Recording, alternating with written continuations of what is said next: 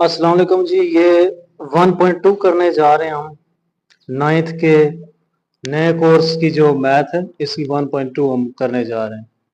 तो 1.2 का question number 2, simplify the following. तो इसमें से हम तीसरा पार्ट करने जा रहे हैं 0.027 की पावर -1/3। तो ये सवाल हम करेंगे जी अभी हल। तो सिंपलीफाई करना है 0.027 -1/3। तो आप देख रहे हैं कि पॉइंट का जो साइन है वो किस जगह पे है। ये देखें, ये है पॉइंट का साइन। ठीक है, जहां पे पॉइंट का साइन होगा ना उसके बिल्कुल नीचे हमने 1 लगाना है। आगे जितने डिजिट्स होंगे ना उतने क्या लगा देंगे, 0 लगा देंगे। तो ये देख लें, 1 उसके नीचे लगा दिया, आगे 3 0 हो गए, 27/1000 आ गया की पावर -1/3।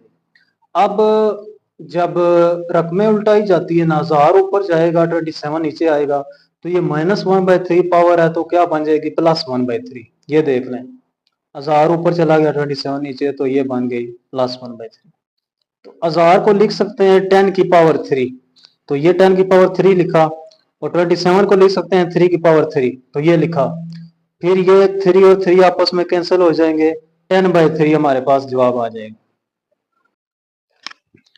अभी हम क्वेश्चन नंबर 2 का पहला पार्ट करते हैं। 81/16 लिखा हुआ है और -3/4 लिखा हुआ है।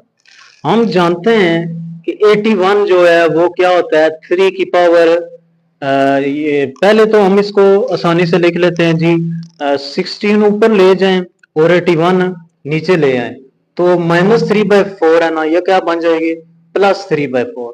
तो ऐसे ही मैं कर रहा हूँ, ये सवाल लिखा मैंने 81/16 -3/4 है। तो 16 ऊपर ले गया, 81 नीचे ले आया, तो +3/4 पावर थी, तो -3/4 थी तो +3/4 बन गई है। 16 की जगह क्या लिखूंगा, 2 की पावर 4, क्योंकि 2 की पावर 4 16 के बराबर होता है। और 81 किसके बराबर होता है, 3 की पावर 4 के। तो 4 और 4 ऊपर से कैंसिल होंगे, 2 की पावर 3, यानी 2 आपस में 3 बार मल्टीप्लाई होगा। तो 2 आपस में 3 बार मल्टीप्लाई हो तो आंसर 8 आता है। 3 आपस में 3 बार मल्टीप्लाई हो, या कैलकुलेटर से करें 3 की पावर 3, तो आंसर क्या आता है, 27। तो ये सवाल भी हल। अभी हम दूसरे का 7वां सवाल करते हैं। ये है 64 -2/3 डिवाइडेड बाय 9 की पावर 3/2। तो 64 4 की पावर 3 के बराबर होता है। ठीक है, 4 के क्यूब के इक्वल होता है। तो ये मैंने ज़हन में रखना है, जबकि जो 9 है, 9 क्या होता है, 3 का स्क्वायर होता है। तो मैंने पहले सवाल लिखा 64 -2/3 और 9 3/2 -3/, 64 की जगह क्या लिखूंगा, 4 का क्यूब -2/3 डिवाइडेड बाय 9 की जगह क्या लिखूंगा, 3 का स्क्वायर -3/2। 2 और 2 कैंसिल होंगे, तो ये क्या बच जाएगा, 4 का माइनस स्क्वायर डिवाइडेड बाय 3 की माइनस क्यूब।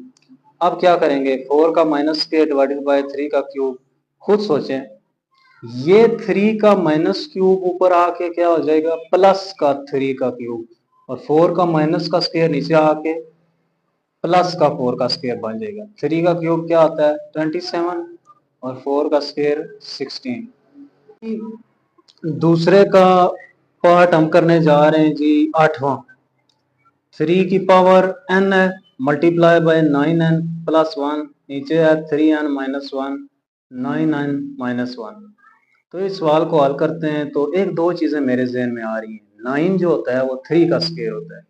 ठीक है, ये चीज मेरे जहन में आ रही है और मैं लिखूंगा भी।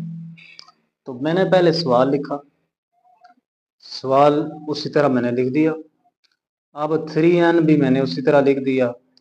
9 की जगह 3 का स्क्वायर लिख रहा हूँ, ऊपर n प्लस 1 है, और इस 3n माइनस 1 को मैं इलादा करके लिखूंगा 3n डॉट 3 की पावर -1।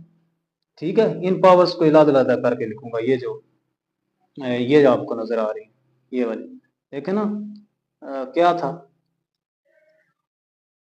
देखे ना क्या था, 3 की पावर n था ना। तो इसको मैं लादा कर रहा हूँ 3 की पावर n, और ऊपर क्या है 3 की पावर -1, डॉट डाल के 3 की पावर -1, और आगे 9 का क्या लिखूंगा 3 का स्केयर, ये 3 का स्केयर, ऊपर क्या है n-1 n-1।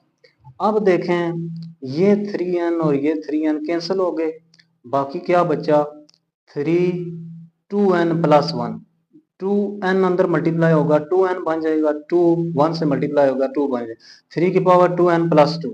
ठीक है, अब नीचे क्या बचा देखे ना, ये 3 की पावर -1 बचा है, और 3 ये 2 को अंदर मल्टीप्लाई करें 2n माइनस 2, यानी इसको इलादा कर देना है, 3 की पावर 2n को भी इलादा है और 3 की पावर -2 को भी इलादा है।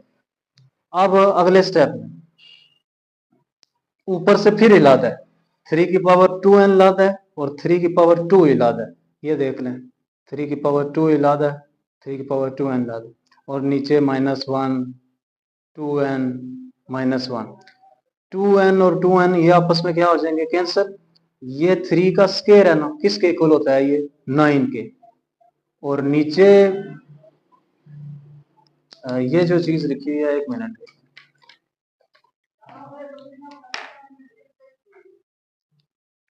ये -2 है ना, ये वाली चीज -2 है और ये -1 है, क्या बन जाएगी -3 बन जाएगी ना, तो 3 की पावर -3 ऊपर आके क्या बन जाएगी +3, तो 3 की पावर +3 किसके बराबर होती है 27 के, 27 को 9 से मल्टीप्लाई करेंगे क्या आ जाएगा 243 आ जाएगा।